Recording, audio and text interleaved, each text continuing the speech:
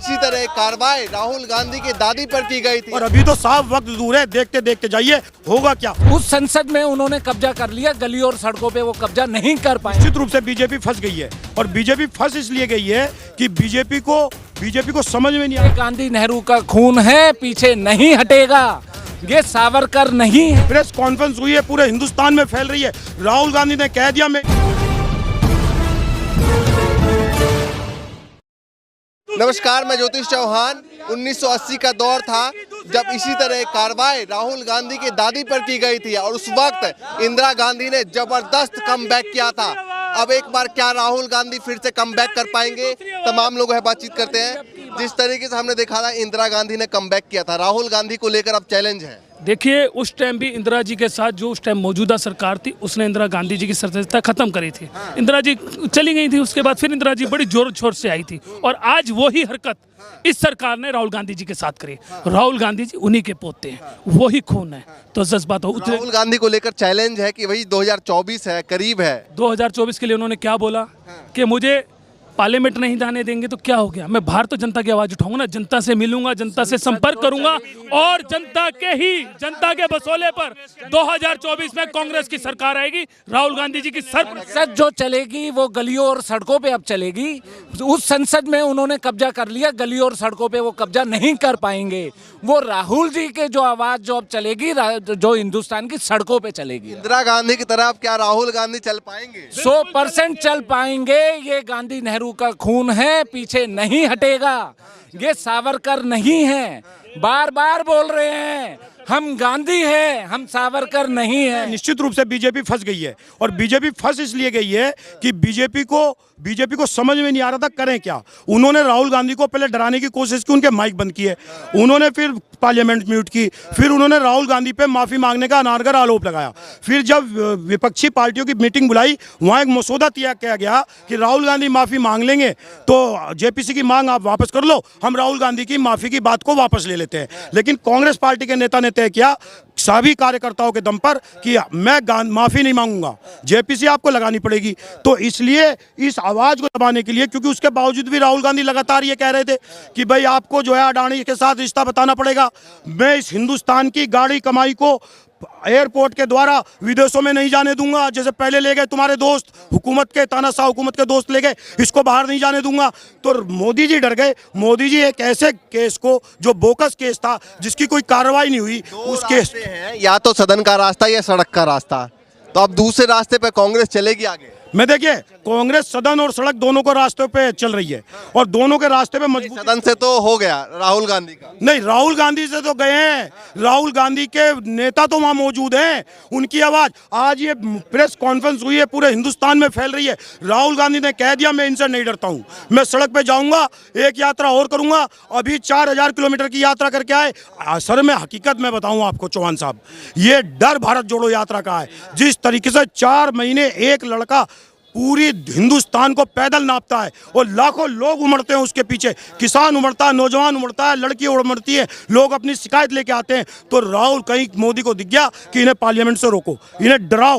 अगर सब कुछ इसी तरीके से चलता रहा है 2024 का चुनाव तो निकल जाएगा, क्योंकि 6 साल 2 साल का ये पीरियड, इसके बाद 6 साल वो चुनाव। आपसे ये कह रहा हूँ, ये कल अनाउंस कर दे लोकसभा का चुनाव। कांग्रेस पार्टी इस तानाशाह हुकूमत को उखाड़ने का काम करेगी, ये कल अनाउंस कर दे। इस देश का माहौल कहीं ना कहीं राहुल गांधी के नेतृत्व में खड़ा होता जा रहा है और कल से जिस तरीके से विपक्ष की आवाज आ रही है राहुल गांधी के लिए, ये तय हो रहा है विपक्ष का एक ही नेता होगा राहुल गांधी। और आप ये मान ले, और लोग हमें कहते हैं कि मोदी को ट्वीट करने के बाद क्या समर्थन भी देने आएंगे राहुल गांधी के को नेता मानकर तमाम पार्टियां आएंगे? हालांकि अरविंद केजरीवाल ने भी सदन में बोला है, मोदी जी पे हमला बोला है, लेकिन उस हमले की क्या माना जाए कि भाई साथ आ गए? बिल्कुल, मैं कह रहा हूं इन्हें साथ आना पड़ेगा और साथ आ रहे हैं, संकेत मिल रहे हैं। जिस तरीके से मोदी जी खुश थे ईडी सीबीआई का डंडा चला करके, और जिस तरीके से बंगाल के अंदर अलग किया, दिल्ली के अंदर अलग किया, और भी राज्यों में अलग किया, वे सारे नेता कल से खुल करके राहुल गांधी के समर्थन में खड़े हो गए। और अभी तो साफ वक्त दूर है, देखते देखते जाइए होगा क्या। 80 दोहराया जाएगा, 80 दोहराया जाएगा इस देश के अंदर। और आप ये क्यों कहते हैं कि मोदी है इसलिए हम जीत नहीं सकते या देश हमें वोट नहीं दे रहा? इसी मोदी के प्रधानमंत्री बनने के बाद क्या मध्य प्रदेश में हमने नहीं हराया? क्या महाराष्ट्र में इन्हें नहीं हराया? क्या छत्तीसगढ़ में इन्हें नहीं हराया? क्या कर्नाटक में हमने इन्हें नहीं हराया? हमने वो हिंदी बेल्ट छीनी है जहां ये हिंदू मुसलमान का कार्ड छीनते थे, खेलते थे। लेकिन फिर इन्होंने क्या किया? संवैधानिक संस्थाओं का दुरुपयोग करते हुए ये जो राहुल गांधी की सदस्यता गई है, इसके सहानुभूति से चुनाव आप लोग एक बार बुनाने की कोशिश करेंगे या फिर जो मोदी सरकार की नाकामी है उसको? देखिए, हम सहानुभूति की बात नहीं कर रहे हैं, सहानुभूति की बात करेगी देश। कांग्रेस पार्टी के नेता ने आज कार्यकर्ताओं के लिए स्पष्ट संकेत दे दिया कि मुझे परमानेंट डिस्क्वालीफाइड भी कर दिया जाएगा, मुझे फर्क नहीं पड़ता, मैं सच्चाई बोलता रहूंगा। पद से कोई दिक्कत नहीं। केवल इस देश के अंदर माहौल बनाएंगे, सच्चाई पर बनाएंगे, गैस पर बनाएंगे, पेट्रोल पर बनाएंगे, नौकरियों पर बनाएंगे। हम इस देश के अंदर महिलाओं की लुटती अस्मिता पर बनाएंगे, बलात्कार पर बनाएंगे। हम ये जो बलात्कार हो रहे हैं और सरकारी संरक्षण मिल रहा है, हम माहौल बनाएंगे।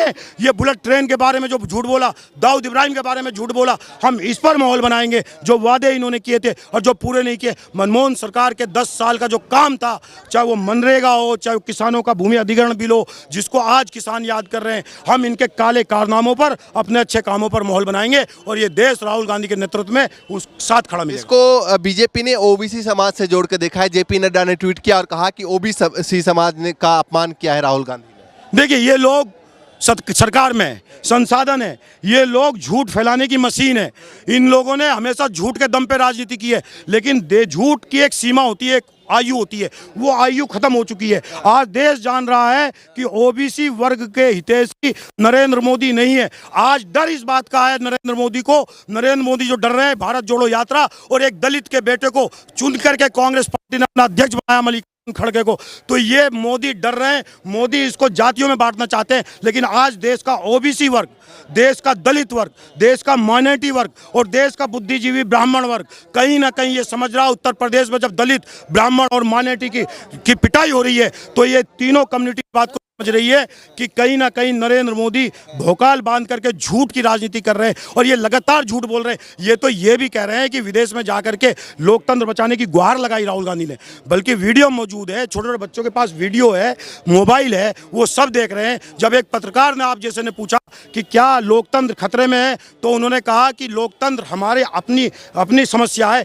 हम इसको सुलझा लेंगे। ये राहुल गांधी ने कहा कि हम विदेशी ताकतों को हस्तक्षेप नहीं चाहते। और मैं चौहान साहब, आप जैसे यूट्यूबर चैनल वालों को बधाई देना चाहता हूं और आपका धन्यवाद करना चाहता हूं कि आज पूरी देश की मीडिया चरण वंदना में लगी हुई मोदी का गुणगान गा रही है और आप जैसे यूट्यूबर चैनल सच्चाई सामने ला करके कहीं ना कहीं कांग्रेस को और इस देश के लोकतंत्र को मजबूत करने का काम कर रहे हो। चलिए देखिए, तमाम कांग्रेस के नेता कह रहे हैं कि एक रास्ता अभी भी हमारे पास बचा है, भले ही सदन का रास्ता खत्म हो गया हो, लेकिन सड़क का रास्ता हमसे कोई नहीं छीन सकता।